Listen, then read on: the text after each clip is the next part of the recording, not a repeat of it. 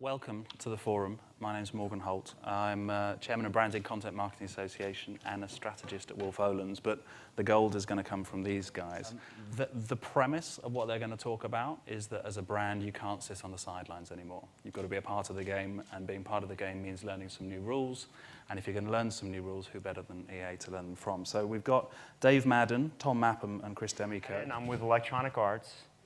And I head up a division within the company called Global Media Solutions. And what we do within Electronic Arts is help brands figure out how to work with us in and around our games on a global basis. I was the executive producer on a game called The Sims Social that we launched just under a year ago on the Facebook platform. And my background is in digital media. I'd worked for Playfish, which is a social gaming company, for a year and a half prior to that. Before having this opportunity to work on the Sims franchise, which being such an incredibly successful IP, and I think the best-selling PC game of all time, it was fantastic building that product on the Facebook platform as a multiplayer game. I'm a group creative director at Holliday in Boston, and Dunkin' Donuts is one of our accounts, and that's the account that I'm in charge of. Is there any Dunkin' Donuts fans in the room?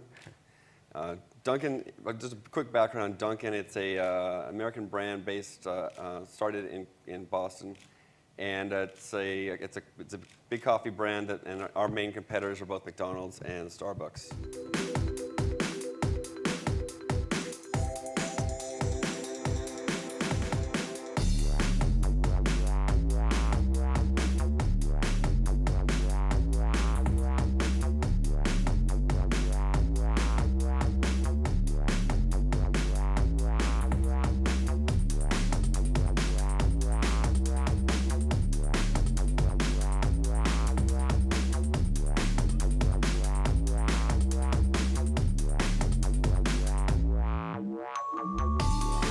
One of the core mechanics in just about every successful social game is the action of sending some valuable virtual good to your friends and hoping they'll send you something back in return. And in this way, you gain these scarce resources or the collectibles that you need to, in The Sims at least, earn currency and interact with your friends, as well as unlock exclusive items within the game. So just for example, if we were to sell, if the game item was available for sale in the game, the lawn chair or the coffee maker, what would the typical consumer pay for items in that caliber? So $1 to $2 would not be out of the ordinary, and there are a couple of items in the game that are up to $10. You want to maintain very careful control over the kinds of people that you allow into this space that you've created. And for us, that's a game. And we want to control very carefully which brands and how those brands appear to our players.